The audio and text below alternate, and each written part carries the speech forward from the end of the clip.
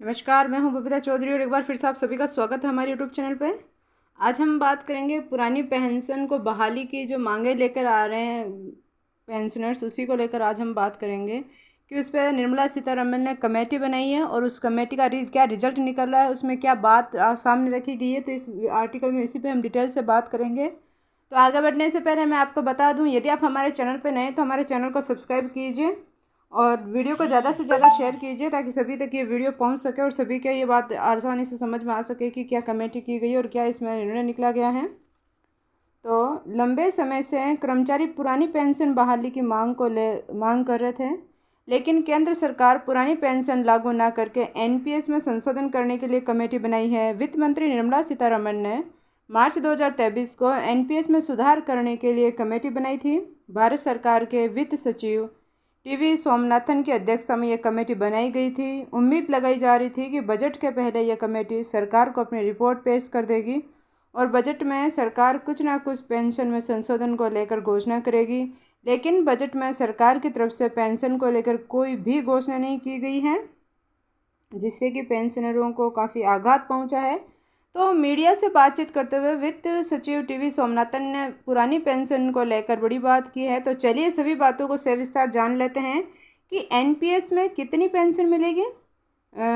Media ने पूछा है कि आप एनपीएस में संशोधन के लिए बनाई गई कमेटी के मुखिया हैं, तो क्या आप बता सकते हैं कि एनपीएस में अंतिम बेसिक का एक निश्चित भाग पेंशन के रूप में मिलने वाला है, तो वह निश्चित भाग कितना होगा।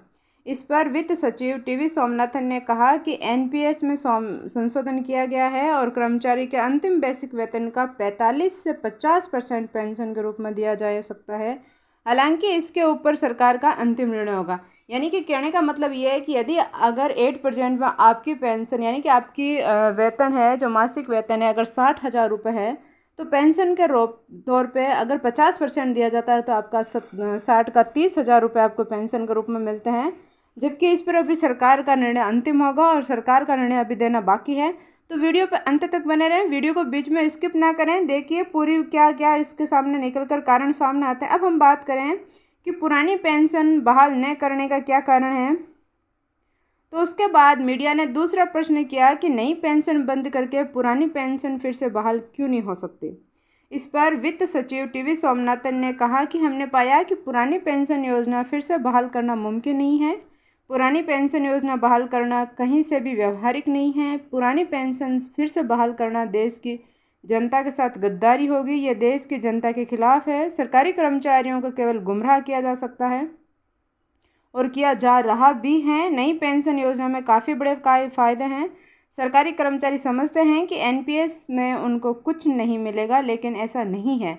यानी कि कहने का मतलब है कि अगर पुरानी पेंशन को फिर से लागू किया जाता है तो ये सही नहीं है। सभी देश के नागरिकों के साथ यानी कि आम जनता के साथ सही नहीं हो रहा है। लेकिन सरकारी कर्मचारियों की भी सोच ये है कि एनपीएस से उनको कोई फ़ायदा नहीं होगा, तो ये उनकी गलतफहमी है।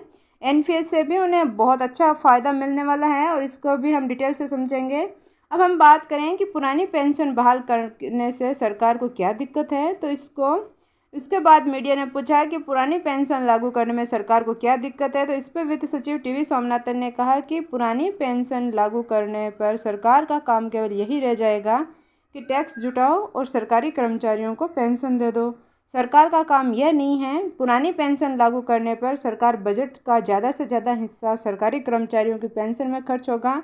पेंशन का भार भविष्य की पीढ़ी पर पड़ेगा, जो कि सही नहीं है। अब हम बात करें कि 110% फिर से बहाल होगी पुरानी पेंशन। इस पर एनएमओ ऑप्स के राष्ट्रीय अध्यक्ष विजय कुमार बंधु ने बयान जारी किया है। उन्होंने कहा है कि इसी तरह का बयान आज़ादी के समय अंग्रेज़ों के कुछ भारतीय चापलूस भी दिया करते थे। आज़ादी मुमकिन नहीं है, लेकिन कुछ आज़ादी के मत वाले लड़े, वे जीते, आज़ादी मिल गई। उसी तरह से देश में 110% पुरानी पेंशन बहाल होगी। यानी कि लोग कहते हैं कि 99% बंदे में दम देखो। अब ये विजय कुमार जो बंधु हैं, इन्होंने बताया है कि 110% पुरानी पेंशन बहाल होगी। आप भाग्य विधाता नहीं हो, गवर्नमेंट सर्वेंट हो। अंग्रेजों के उस दौर में भी कुछ लोग ऐसे ही चापलूसी किया करते थे। अगर ये सरकारी पुरानी पेंशन योजना लागू नहीं करती तो हम सरकार को वोट की चोट देकर सरकार बदल करके पुरानी पेंशन लेंगे, ऐसी तानाशाही वाली सोच के कारण सरकार की उल्टी गिनती शुरू हो चुकी है।